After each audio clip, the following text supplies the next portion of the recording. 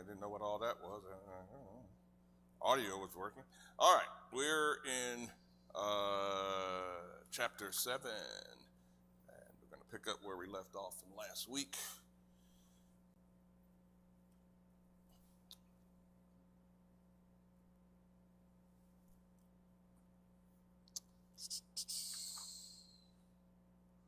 And my goal is to try to get us through to the questions for today.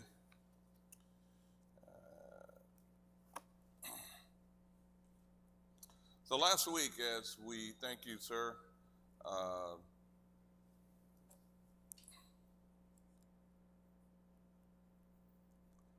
get us past all of this.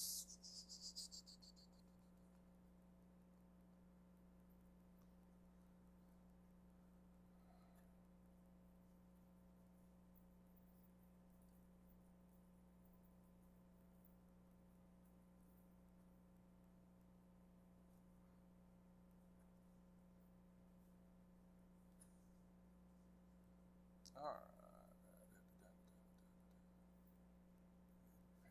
Past that. There we go. Leave that up there for now. Okay. All right. We're looking at talking about the city of Babylon. And as I said, from Daniel chapter 2, specifically as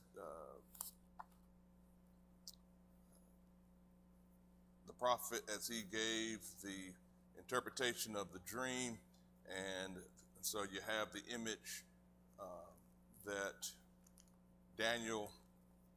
that Nebuchadnezzar saw, and Daniel gave the interpretation of, and the Babylonian Empire was that head of gold, and as you know, he dreamed, and there was the head of gold, breast of silver, belly and thighs of brass, legs of iron and partly of clay, and that golden head represented Babylonian Empire. They were considered the golden empire of that particular period of time. And so one of the things, as we talked about last week, also I looked at an image, and I have here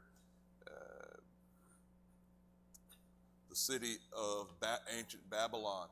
And what was it that ran through the center of the ancient city of Babylon? The Euphrates River. And that's important because they would utilize that. It provided them with water, and they were they were just excited about what they had and all of the aqueducts, and so it was a great, from a human standpoint, it was a wonderful feat that they were able to do and they were able to build, but it would become part of their problem. We learned also from Herodotus and from Xenophon, these were historians. The city of Babylon had fortified itself, and the outer walls of the city of Babylon were considered, they were built up to what height? 300 feet high, and who remembers how thick? 75 feet thick. And that's important to understand, because that was going to be the problem, how they felt that they were indefensible.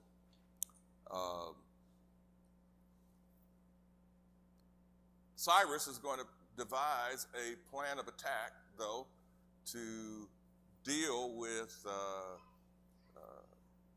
the Babylonians, the Chaldeans. They thought that they would never,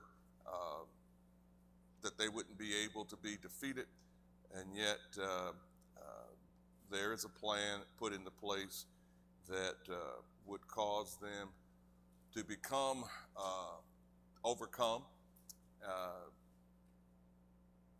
Cyrus would dig a trench, and to circumvent, he said, I can't get rid of the water, so I'm going to use the water. In essence, he built a huge retention pond. Really what he did. He diverted the water and moved it. They dug a big hole, allowed the water to go into that hole. It's got to go somewhere. And that allowed him to go under the city, because there were aqueducts taking the water in. Just divert that water, and I can walk underground. Can't go through can't tear those walls down. I don't need to. I'm just going to go underground.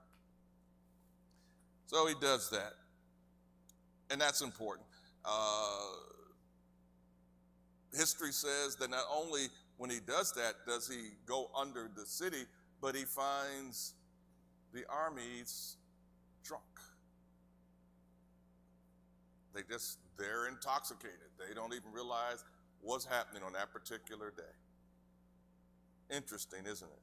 That all of these events come together right at the right time. They're able to dig a big hole, divert the water.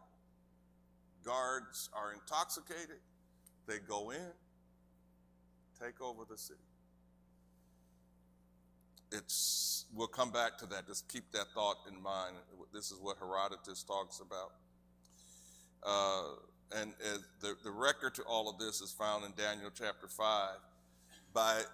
In Daniel 5, Nebuchadnezzar is dead. His grandson is on the throne, Belshazzar. And so when Cyrus goes in and captures the city, as it were, you've heard the expression, the shot heard around the world. And so this is just the opposite, the shot that wasn't heard around the world, because hardly nothing was fired. Nothing was, so Cyrus is considered a military genius for having accomplished this. So that's important. Let's go to Isaiah chapter 44. Isaiah chapter 44. And we will observe by looking at several of these verses in Isaiah 44. We'll also go over to chapter 45 and look at some other points that dealing with what God has said.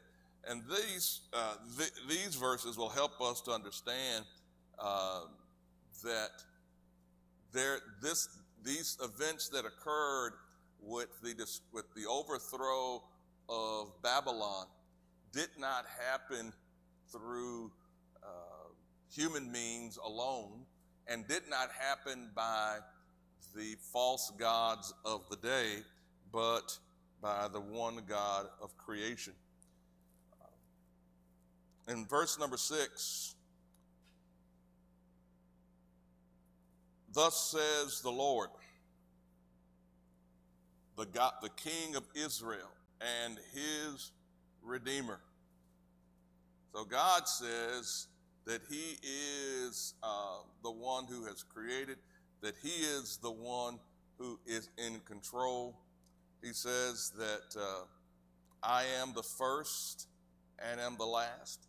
Besides me, there is no God. God says, he is deity. All of these so-called false gods, the gods of the Babylonians, the Persians, they're not gods. God is the only one who is the ultimate creator. And I put a note, if I were you, next to where he says, besides me, there is no other God, just put a little footnote and said, see chapter 46 and verse number 9, just for emphasis sakes. And he who can proclaim as I do says, who is he who can do this? And he says he is the one alone. As Brother Jackson observed, he says the word alone does not rule out the other members of the Godhead, meaning the Son and the Holy Spirit, but it rules out the competition of false gods of the Babylonians. He goes on and he says, I'm reading now from the New King James, and who can proclaim it as I do? Then let him declare it and set in order for me, since I appointed the ancient people and the things that are coming and shall come. Let him show these to them. Do not fear nor be afraid. Have I not told you from that time, and declare it? You are my witnesses. Is there a God besides me? Indeed, there is no other rock. I know not one. And so God points out that he is the true God, and that he confirms things through his word. It is God who is the one who is doing all of these things, the God of creation. And as if you're reading from your text in the American Standard, it says that confirms the word of his servant. The question that Wayne asked is a good question. How does God confirm the word of his servant, in this instance, Isaiah? And the way he confirms this word is through his bringing about the fulfillment of the prophecies that he's spoken. In other passages, such as Jeremiah, God confirmed his testimony by bringing to pass what he had prophesied through Jeremiah.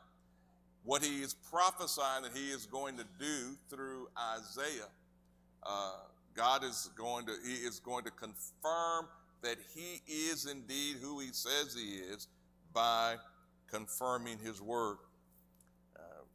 And so God's going to use, as we've already observed, he's going to use Cyrus and the fall of Babylon as he has specified to confirm what he has said.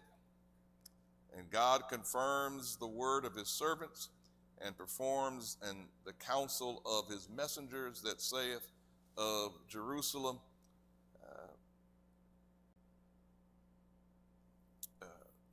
saith of Jerusalem, she shall be inhabited. And so God had said, how long was the Hebrews going to be in captivity? 70 years, Jeremiah said they would be in captivity. God is now bringing them out, and he is going to allow them to repopulate Jerusalem. He's going to have his place will be rebuilt. So let's take a look at several of these things, and we're going to look at some things that Isaiah speaks of and Jeremiah speaks of,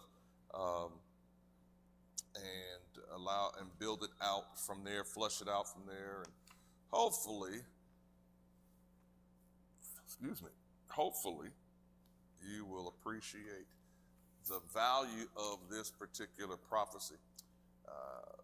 So notice, if you will,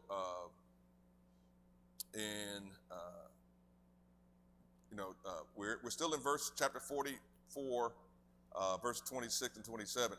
Who confirms the word of his servant, I'm reading it from the New King James, and performs the counsel of his messengers, who says to Jerusalem, you shall be inhabited, to the cities of Judah, you shall be built, and I will raise up her waste places. Who's verse 27, who says to the deep, be dry, and I will dry up your rivers.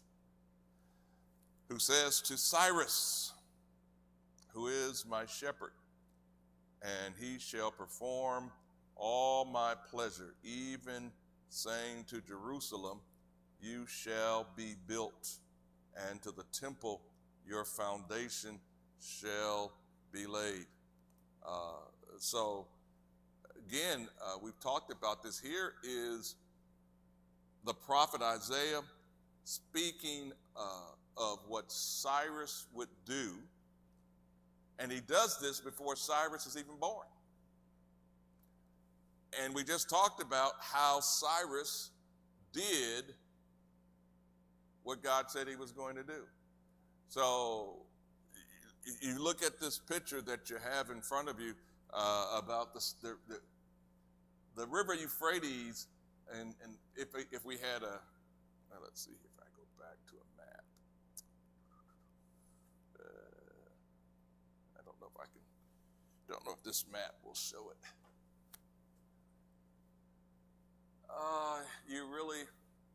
So this map doesn't show. So here's the Euphrates and the Tigris River. We would need a little bigger map. But almost all rivers have what are called tributaries. And these are smaller bodies of water that flow into it to supply it with water, or vice versa, or it sends water out. So you remember as we looked at this, he's going to dry this up by diverting the water. And I said he, because I know who I'm talking about in my own mind. Cyrus, let me be specific. Cyrus, God would allow these waters to be dried up by him diverting water from those spaces, as I said earlier, into his big retention pond so that he could go into the city. This is what Isaiah says he would do. But God is the one who is behind it. And what do we call that? Providence. Providence. Keep in mind, the providence of God has one ultimate will. Well, I don't take that back. Let me rephrase that. Providence has, yes, I think I heard somebody say it. Yes, the providence of God has one ultimate purpose: to bring about God's will, or specifically, Frank, you're right, redemption. Providence really is focused on, and so, yes, to bring about God's will, but God's will, and let's not forget, that's why we have the chart, the scheme of redemption. God's ultimate will for man is redemption. And so all these things that we see throughout the Old Testament is God working to bring about his redemptive plan. And even today, God is still working for our redemption. Now, the Christ has come. Think about, I don't want to go, I'm not going to chase this too far, but I'm going to drop this because I want you to think about it.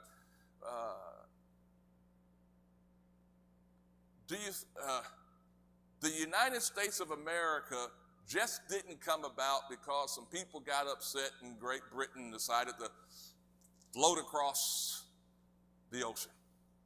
Now that's just, we tell that's the historical, we tell the story, but what they fail to look at is in God's big picture. Acts 17 says nations come and go because of God's purposes. And so there was a place for this country in the eternal purpose of God. And when America stops fulfilling its place for God, well, he allowed us to become a country. He allowed Babylon to become a worldwide empire, correct? And what did he? And when Babylon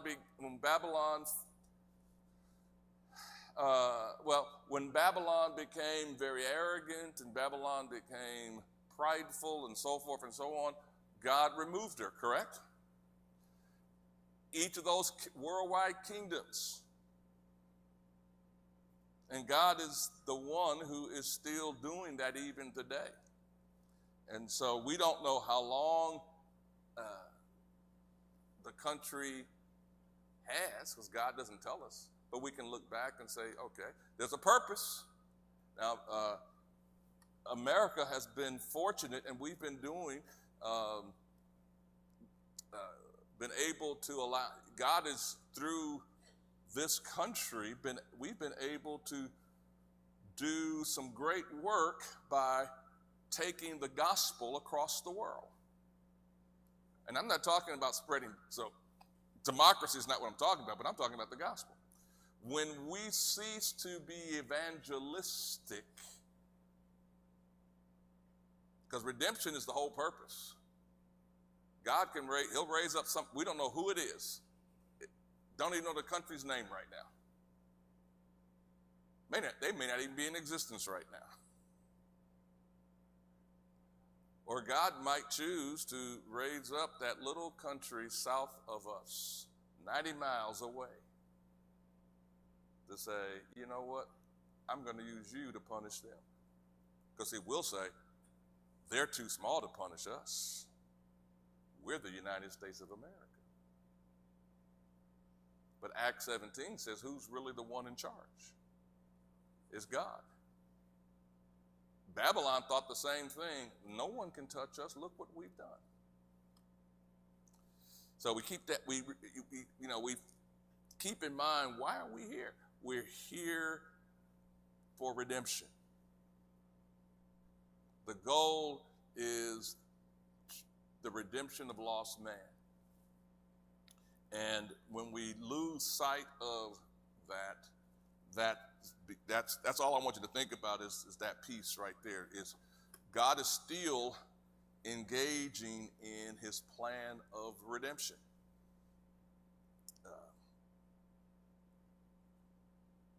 And so when the children of Israel went back into the promised land, how many deportations were there? 3. So as they went back into the promised land, or went back to Jerusalem, even after with Cyrus's edict to come back and with the wealth that they had, they didn't right away do what they were told to do. For 14 years, they didn't do what they were told to do. Remember, we studied the minor prophets as we preached through. Remember, we studied through Haggai and Zechariah. Haggai said, look, why is the house of God lying in waste? You've been busy building your houses. You've been busy planting your fields. Your houses are okay, but the house of God still lays in waste. And so Haggai got on the children of Israel because they hadn't done what they were supposed to do. Nehemiah comes, Ezra and Nehemiah come and they say, look, it's time to get to work. And so the foundations of the house of God have not been laid. You were given all the resources you needed. You were given. You were given the money. You were given protection by God. Cyrus, and you should have gotten it done. Now it's time to get it done. Let's get it done. And so they come and that's what we read. That's what Nehemiah is all about. Nehemiah is about the fact, let's go to work to rebuilding. So Nehemiah, so Ezra comes first, then Nehemiah, then Zerubbabel. Let's get busy. Now, we go back again from a prophetic standpoint in Isaiah 45, verse 1. Thus says the Lord to his anointed, to Cyrus. So before Cyrus does what he is told to do, or he is, I won't say told, that he is prophesied to do, God has called him his name. He says, and God calls him his anointed. He's God's messenger, whose right hand I have held to subdue nations before him and loose the armor of kings, to open before him the double doors so that the gates will not be shut. So God points out that Cyrus, he is going to work through this pagan king to bring about his plan.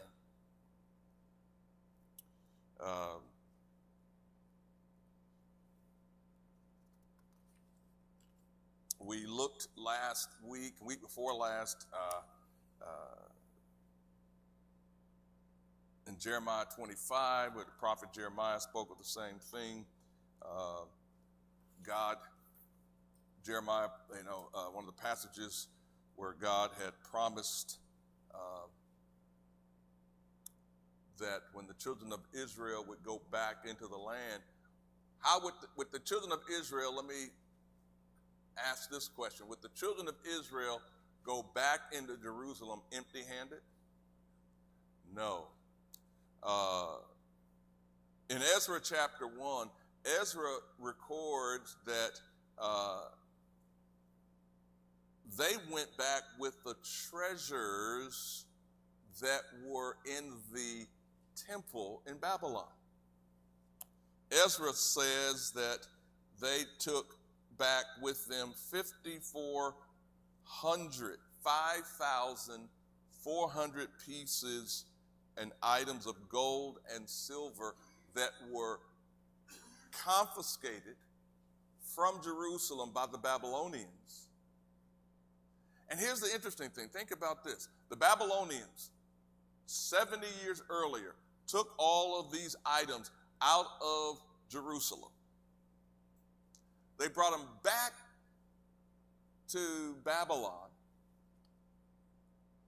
And here's the interesting thing. They didn't melt them down. They didn't sell them off. But they had this, and they just didn't do it with the Jews. So God they had this little attitude of, they collected this stuff and they cataloged it nation by nation, and they just hoarded it. They kept it, and boy, they guarded it in their treasure house. And so it was kind of like, so from their attitude, now from the human standpoint, here's what, historically, what they were doing was, look what we took from you, and oh, by the way, we got it, and we can look at it anytime we want. You can't. Now, that was, but they didn't realize that God would use that for his ultimate purpose. So they cataloged, all right, we took the gold chalice from Jerusalem. It is, however they cataloged it, they cataloged so they could identify it. The historians have come back later and say, so when the Persians conquered them, they had the record, and they wrote the record into their language. All right, they did the same thing. So that when the Jews go back, someone looks in the records and says, give them everything that belongs to them. Well, how are they going to know? Well, we have a catalog, Your Highness. We know exactly what belongs to the Jews. We know exactly what belongs to this kingdom and that kingdom. You give it back to them so they can go back to their lands with what we took from them. Well, they didn't take it, but what the Chaldeans took. And they were able to codify and return what was taken. Now, at the time, they didn't realize what was going on, but God in his providence would use all of that for his glory. So they returned with 5,400 pieces of gold and silver. The Greek historian Herodotus says that in addition to those items that were taken and that were cataloged in Ezra chapter 1, he says that, now imagine this, Herodotus records and says that there were approximately 20 tons tons. What's a ton? 2,000 pounds. So 20 tons is how many pounds?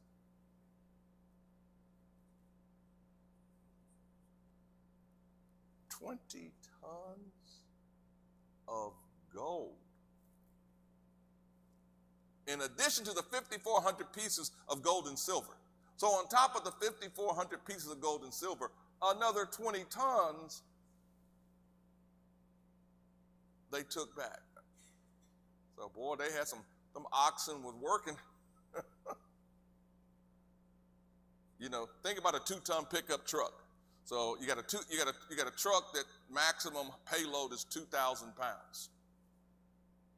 And yeah, a 1-ton pickup truck. And so you got a 1-ton, I never heard of a 1-ton ox cart, but those of you who have trucks, if you got a 2-ton truck, that's 4,000 pounds, my max payload. It would take 21-ton trucks to carry just the gold, not including the 5,400 pieces of gold and silver. Wow, that's amazing.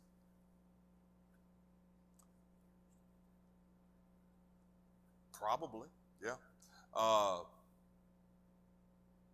And so I will give you, meaning Cyrus, the treasures of darkness and hidden riches of secret places, that you may know that it is I, Jehovah, who calls you by your name, even the God of Israel. For Jacob my servant's sake, and Israel my chosen, I have called you by name. So God tells, so when someone comes to Cyrus while he's sitting on the throne and they're reading, they say, you know, we're reading this information and you were called by name by this Jewish God 200 years ago to do certain things.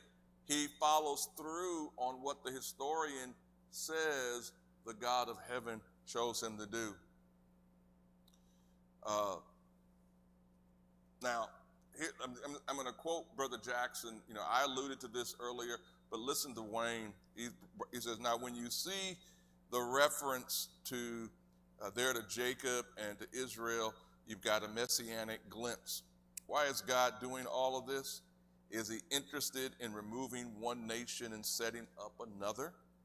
Or is every movement of God somehow associated with redemption? Yes, it is. Everything that God does politically, internationally, whatever he does has a redemptive goal in mind. And I would submit unto you even today. He goes on and says, quote, we don't know why God is working among the nations of the earth, but we know he is. Paul affirms this in Acts 17. It's still a phenomenon of the New Testament, period. But whatever it is, it's redemptive. Then in verse 4 of Isaiah 45, for Jacob, my servant's sake, and Israel, my elect. Remember we talked about this. Someone asked the question, when you see these two, he's talking about both the northern and the southern kingdom. So there's a remnant from both groups. I have even called you by your name. I have named you, though you have not known me. And so God is, Cyrus is not a Jew. Cyrus wasn't converted to Judaism. But God can use whomever he chooses for his purposes. And so Cyrus never became a Jew, and there's no need for us to even ever think he was. He was a pagan, lived a pagan, and died a pagan life. But God says, I'm going to use you to bring about my will. Verse 5, he says, I am the Lord, and there is no other. There is no God besides me. Isaiah 45, verse 5. And so, here's God working his plan to bring about his results. There is no God other than the God of the Bible. And God is able to accomplish whatever his eternal will is. We may not see it happening. We may not understand, how is God going to do that? God tells us what he wants us to know. And we still may not understand, well, how's that going to happen? Don't worry, it will happen. He's going to allow, he will work, he's orchestrating things to bring about his purpose.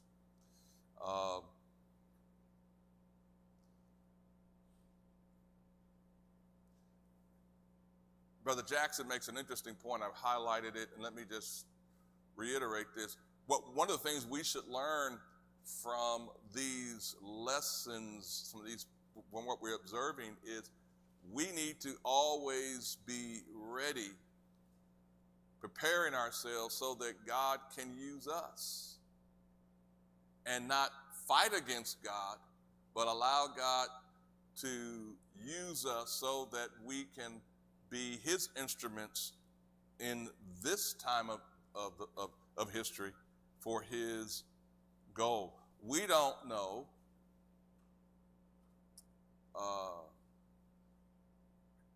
the end, but we need to be prepared, and as God opens up doors of opportunities, be ready so that we can be used by God at that time. But we don't ever want to be found fighting against God.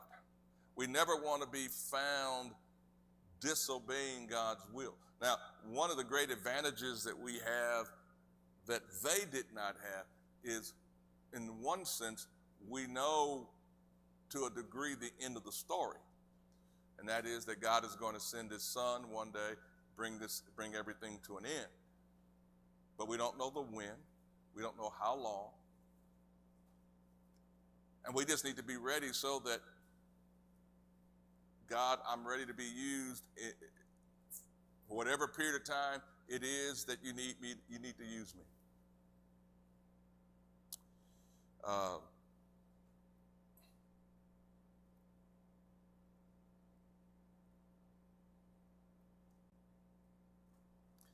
He's ringing that bell already, huh? Yeah. All right. You have some, before we're going to get started on the questions. So your homework is read for next week Jeremiah 51, verse 39 and 57, where Jeremiah prophesies about the fall of Babylon. All right, so page 113. So if you had your handout, you have these questions, and you can find all the answers to the questions in the front part of your handout, which is the overview of chapter 7. So, question number 1. What were some of the provisions of the Edict of Cyrus?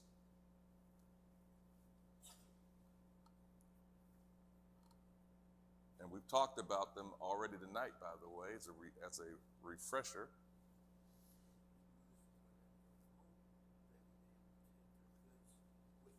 So they were given, as Jerry said, when the Hebrews were allowed to go back into Jerusalem, they were allowed to take the wealth that had been accumulated back with them. Anything else?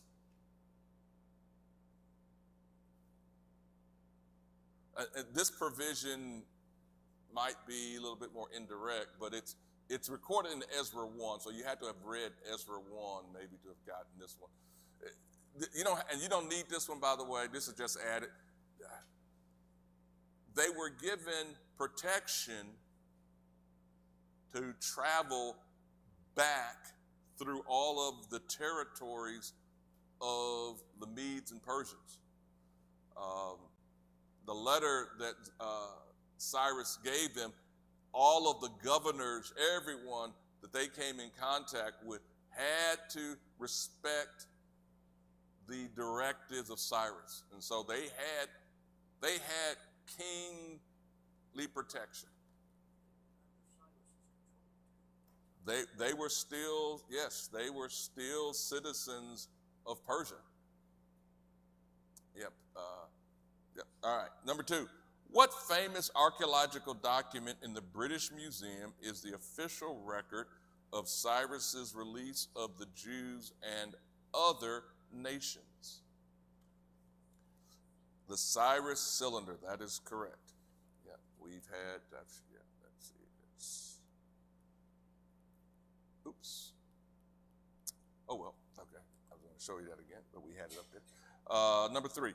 What does the accuracy of biblical prophecy prove about the Bible itself? Yes, that it shows the credibility of the Bible as the Word of God. It shows that the Bible is indeed the Word of God, that it's a credible source. Yes. All right. Number 4. What are some Old Testament examples of God's providential workings? All right, Joseph is one. What's another one? Ruth is another one. A third one. Yes, Samson or Samuel. Either one of those would be right. All right, there are others, but that's enough. Number 5. Thank you, Anthony. I did hear you, Anthony. Number 5. What ancient writer provides a possible explanation for God's stirring up of the spirit of Cyrus? Yes, Josephus. Number 6. What chapters in the book of Jeremiah deal with the overthrow of the Babylonian Empire? That's one of them. Jeremiah. Yep, chapter 50. What's the second one? 51. Chapter 50 and 51. I said, what chapters in the book of Jeremiah did? Okay, there was something going on back there that I don't need to know about, right, Elise? Got it. Just move right along. Number 7. What is the name of the Babylonian king to whom Jeremiah refers? Nebuchadnezzar. Yes. Everybody I heard that? Yes. Number 8. Cite 2 passages from the book of Daniel that refer to God's relation to and use of nations of the earth. Daniel 2:21. What's the second one? Daniel 4:17. Very good. Number 9. All right. Second bell. Number 9. What were some of the features of the city of Babylon that made it seemingly impossible to conquer?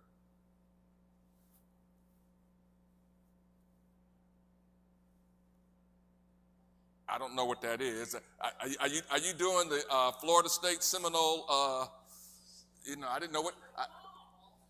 The high walls of 300 feet. Yes, thank you, Elise, helping her out. And then the depth of the wall of 75 feet. No, Ashley's back there doing this. I thought she's doing the Seminole, the Seminole thing,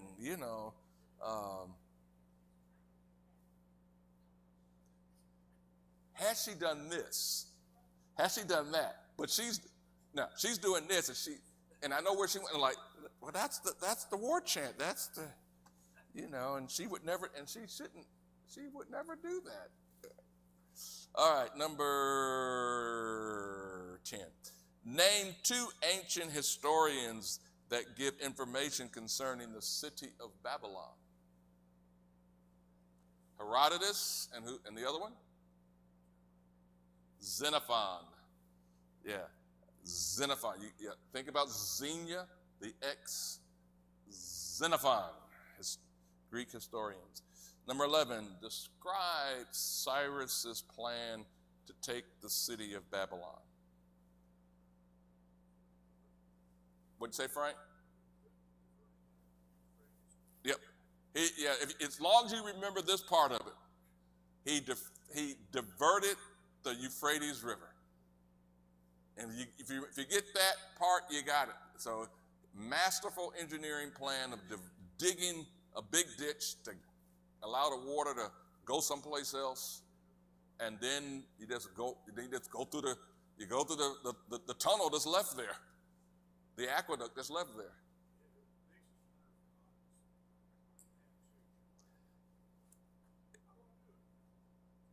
Well, that's God's providence involved. It's number 12. We're going to try to get these done in the next couple minutes. Who was ruling Babylon when it was attacked by Cyrus? No, not Nebuchadnezzar. So who was ruling Babylon when it was attacked by Cyrus? Yeah, Belshazzar, Nebuchadnezzar's grandson. Belshazzar. You read about him in the book of Daniel. Number 13. Where is Isaiah's prophecy concerning Cyrus found? Yes, Isaiah 44:24 through Isaiah 45, verse 6. 14.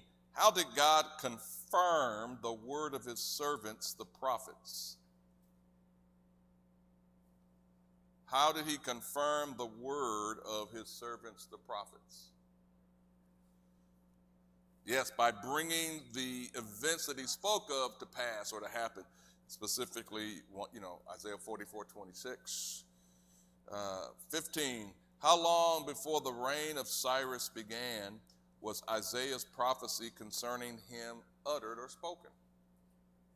200 years. 16. In Isaiah's prophecy concerning Cyrus, what is significant about the phrase concerning the temple, quote, your foundation shall be laid, close quote?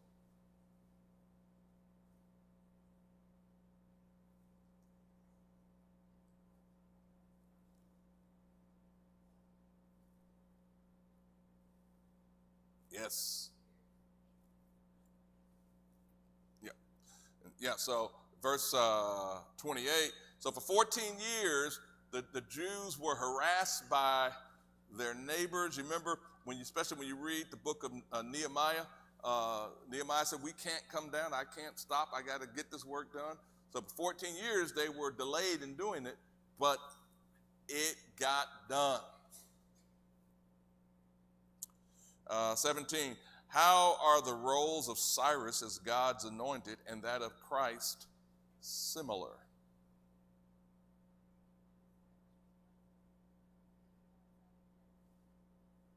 Yep.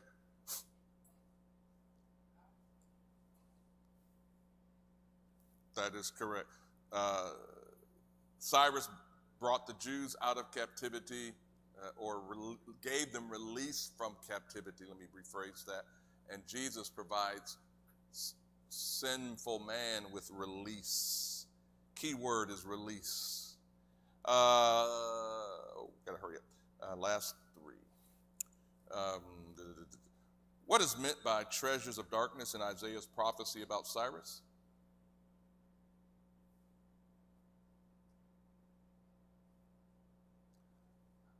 Yeah, the Jewish treasures that were taken, and they were hidden in Babylon and in Persia. They had them hidden in some deep vault. So it's a good thing. It's a good thing they put them in a deep vault too. They didn't want people stealing them. Yeah, didn't lose them.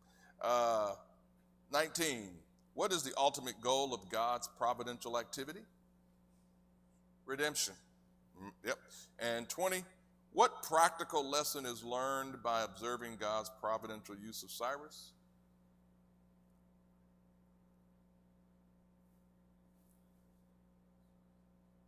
Yes, that we can lend ourselves to God's service as providential tools for the implementation of His will. All right, thank you. So we'll pick up next time, lesson 8. All right, just reiterate a few announcements, and then we're going to be dismissed.